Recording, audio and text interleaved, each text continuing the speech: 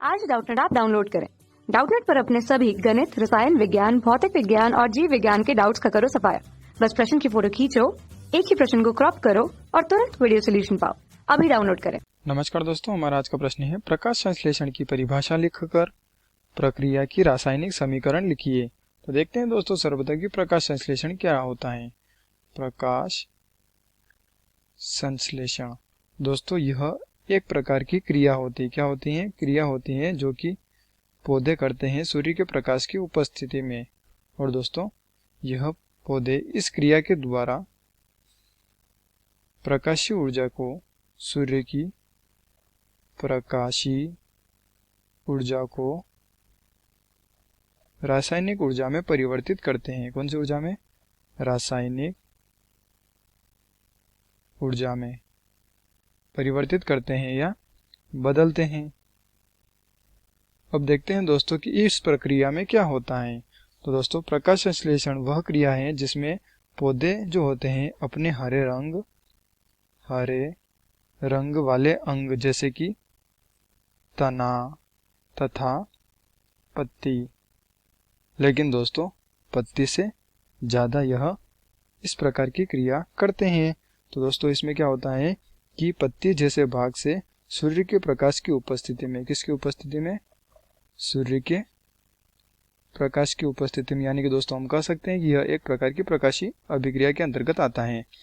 प्रकाश की उपस्थिति में यह वायु से CO2 को लेती है तथा इसके अतिरिक्त दोस्तों यह भूमि से जल को लेती है। और जल किसके द्वारा लेता है? जड़ के द्वारा। और जड़ की जो मूल रोम होती हैं उनके द्वारा जल अवशोषित होता है।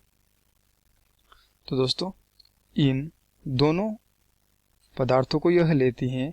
पहला है कार्बन डाइऑक्साइड तथा दूसरा है H2O यानी कि जल। इन दोनों को लेकर इस पत्ती के द्वारा सूर्य के प्रकाश की उपस्थिति में इस प्रकार की क्रिया करती हैं जिसे यह पौधे अपने लिए भोज्य पदार्थ का निर्माण करती हैं। किसका निर्माण करती हैं? भोज्य पदार्थ का।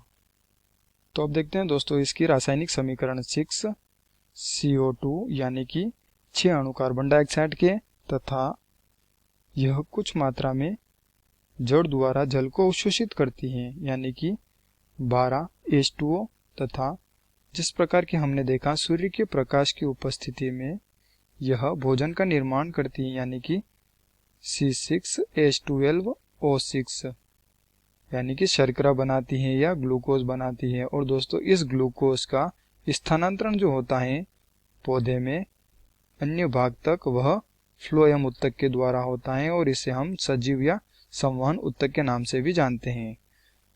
और इसके अतिरिक्त दोस्तों यह O2 को प्रवाहित करेगी वातावरण में तथा कुछ मात्रा में जल को वाष्प के रूप में बाहर निकालेगी।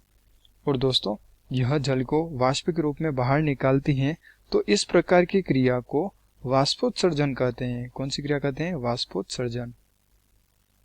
तो दोस्तों यह क्या करती हैं कि कार्बन डाइऑक्साइड लेती हैं वायु से तथा जड़ों द्वारा जल का अवशोषित करती हैं और सूर्य के प्रकाश की उपस्थिति में ग्लूकोज यानी कि भोज्य पदार्थ का निर्माण करती हैं तथा ऑक्सीजन को वातावरण में प्रवाहित करती हैं तथा जो जल के अणु होते हैं उसको वाष्प के रूप में बाहर निकालते हैं पत्तियों के द्वारा। और दोस्तों यह जो क्रिया होती है यह पौधे की पत्तियों में क्लोरोफिल के द्वारा होती है। और जो क्लोरोफिल होता है वह क्लोरोफिल क्लोरोप्लास्ट के ग्रेना में पाया जाता है। कहाँ होता है? ग्रेना में या ग्रेना भाग में, जिसमें प्रकाशीय क्रिया होती है।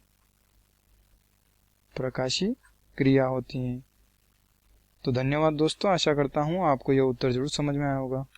कक्षा 6 से 12वीं से लेकर नीट, IIT, JEE वो एडवांस के लेवल तक 1 करोड़ से ज्यादा छात्रों का भरोसा। आज ही डाउनलोड करें डाउटनेट ऐप या व्हाट्सएप करें अपने सारे डाउट्स 8400 400 400 पर।